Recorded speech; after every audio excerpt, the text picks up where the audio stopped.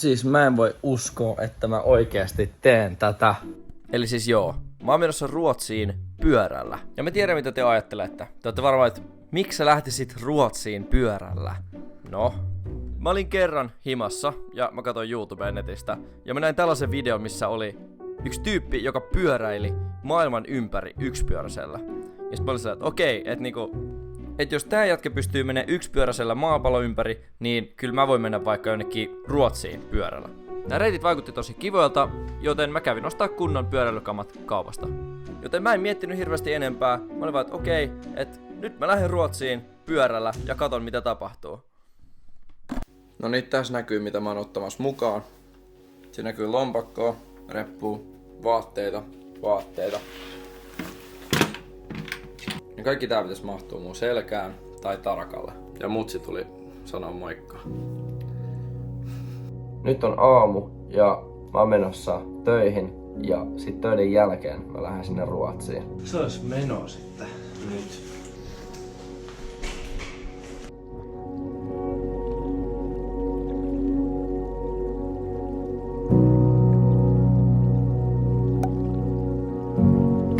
Nyt mä oon tehnyt duunit valmiiksi, aika lähtee Ruotsin laivalle.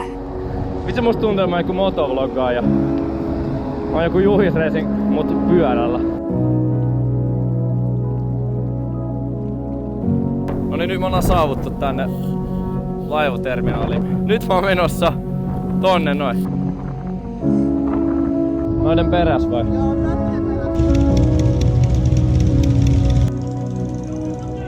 Nyt me ollaan laivassa.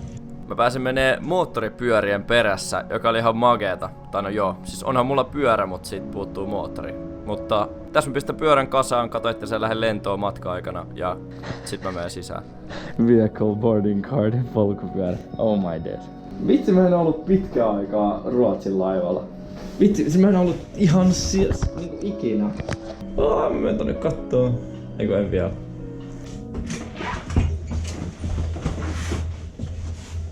Ihan hirveä. No ei nyt oo. Ihan hyvä. Mun budjettiin tää on ihan hyvä. Kattokaa vaan. Peili ja veskikin löytyi. Joo, ihan mentti.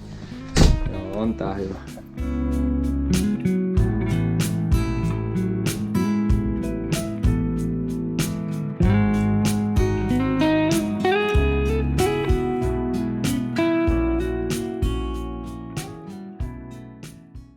No niin, mä heräsin just. Mä nukuin vähän huonosti. Nyt mä oon menossa syömään aamupalaa. Me ollaan Ruotsissa 2 tunnin päästä. Hyvät matkustajat, saavumme Tukholmaan noin 30 minuutin kuluttua. Autokannen ovet ovat nyt avoinna ja pyydämme kaikkia automatkustajia siirtymään autokannelle hyvissä ajoin ennen satamaa. Noniin. Yeah.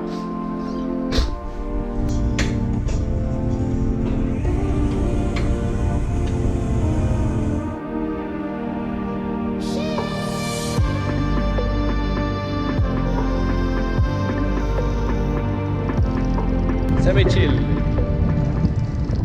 Siinä on meidän laiva. Tää on varmaan vikapaikka, missä näkyy suomen kielellä jotain. Ai saakeli! Tää alku tuntuu tosi hyvältä. I got a good feeling about this.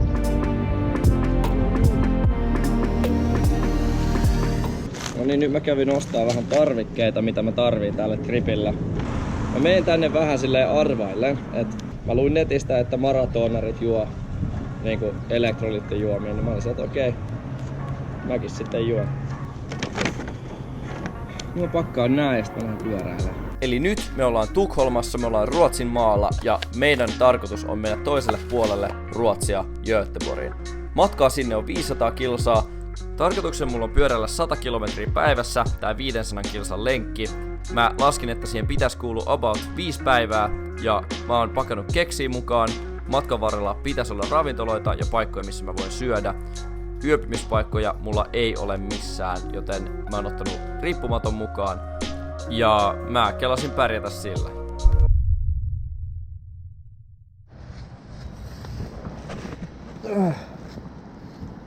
Tästä tulee mieleen Muumipekko ja Pyrstötähden kohtaus, missä oli se yksi pyöräilijä, jolla oli hirveästi kamaa messissä, sit se kaatui koko ajan. Sitten muutaman tunnin ajon jälkeen mä kävin Maxissa syömässä ja sitten mä törmäsin suomalaisiin, kun mä kävin Biltamassa sen jälkeen. Onko sulla joku, että sä löydät niinku... Niin, semmonen, jos vois vähän vaikka oikasta. Semmonen GPS tai jotain. Puhelimesta näin, mulla on se tässä näin koko ajan. Joo, no mä jatkan tästä matkaa. Ja ajele varovasti. Muista juoda, muista. Näiden rouvien kanssa oli tosi kiva jutella. Ne kyseli tosi paljon, että onks mulla vettä, onks mulla ruokaa ja onks mulla kaikkea tällaista. Ja sit mä olin sellainen, joo, kyllä mulla on kaikkea. Ja tässä vaiheessa mä rupesin tajumaan, että okei, tää ei oo mikään helppo nakki. Tää ei ollutkaan sellainen helppo nakki, mitä mä olisin luullut. Tossa vaiheessa vastatuulta oli noin 5 metriä sekunnissa, joka tuli suoraan edestä päin. Ja koska mä en oo ikinä pyöräillyt näin pitkää matkaa, niin mua rupesi väsyttää aika paljon.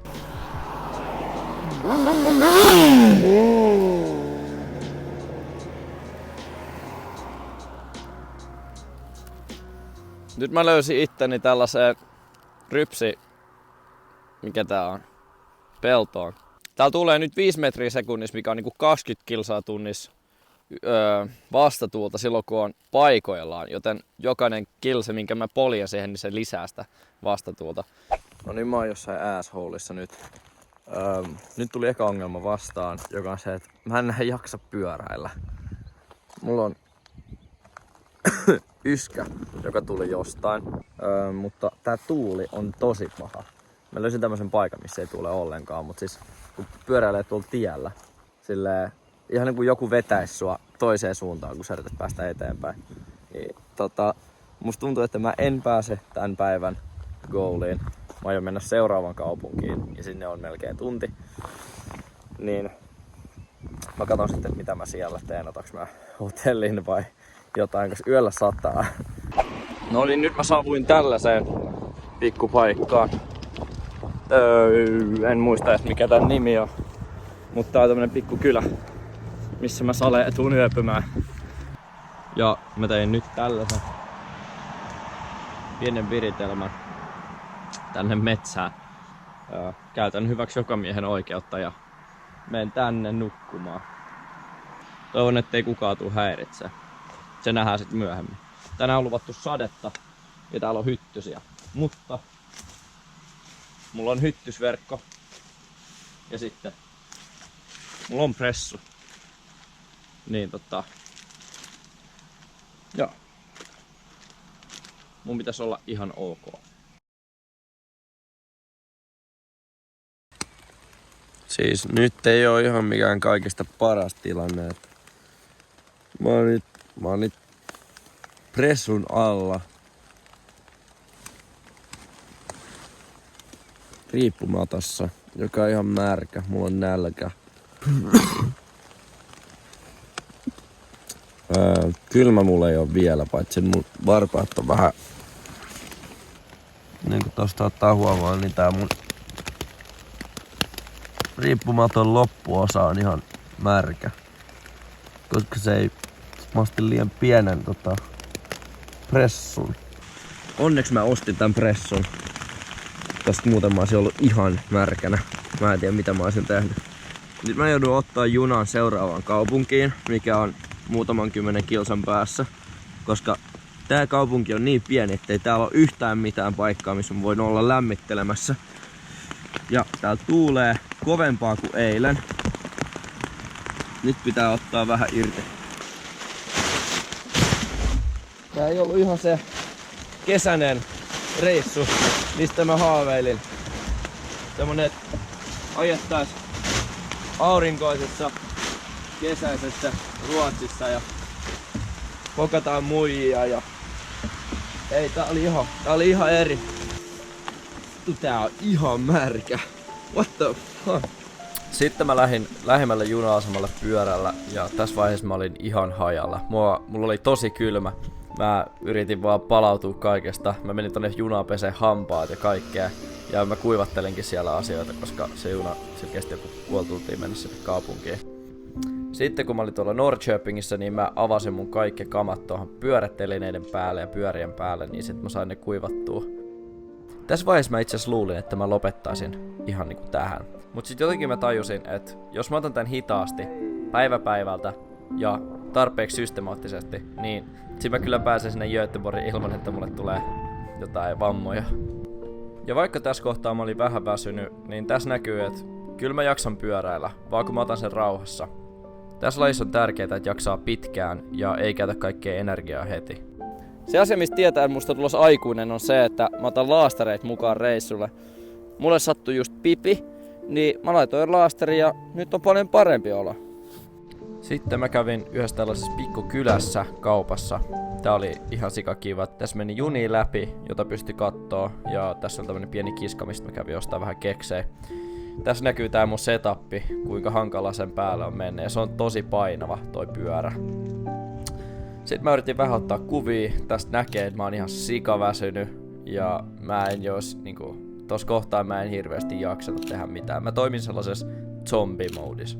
Mä keskitin mun kaikki voimat siihen, että mä jaksan pyöräillä.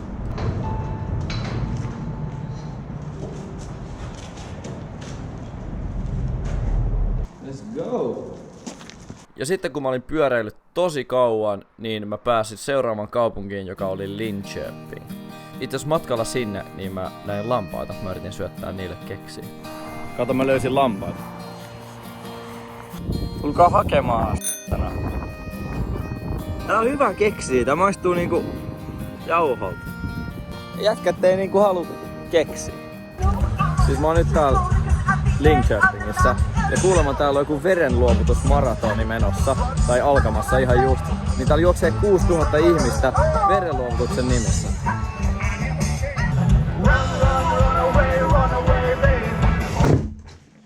Mä oon ihan töö. Kävin äsken jossain tuolla puistossa. Ja siellä oli joku verenluovutusmaratoni meneillään. Tosi positiivinen vibe. Nyt mä oon nyt pyöräillyt 2 päivää. Mä sain joltain verenluovutusmummolta siideriä. Niin tässä on siideri. Skål. Joo. Nyt mä pesen mun kaikki vaatteet. Mä pesen ihan. Tän jälkeen mä kävin ihmettelemässä, että kuinka positiivinen maa Ruotsi oikeasti on. Tää on just sellaista Ruotsi-meininkiä. Ja sitten tuolla päädyssä, niin on niinku 50 ihmistä, jotka kaikki on sellainen, että hyvä, jes, hyvin tää menee. Heija. Kato nyt. Täällä niinku positiivisuus toimii. Ei menis läpi Suomessa. Jonka jälkeen mä sitten menin nukkumaan nopean safkauksen jälkeen. Huom. Tulee nälkä kun pyöräilee. Kiitos, että katsoit tämän videon. Seuraavassa jaksossa tulee olemaan ankkoja, kaikenlaisia seikkailuja baareissa ja ihmisiä, ketä mä tapasin siellä baarissa. Ja sit mä rupesin hengaan niitten kanssa vähän aikaa. Kaikki ne näkyy seuraavassa videossa. Käykää katsomaan mun somet ja kaikki nää sillä aikaa. Ja nähdään ensi videossa. Kiitos, että katsoit. Moikka!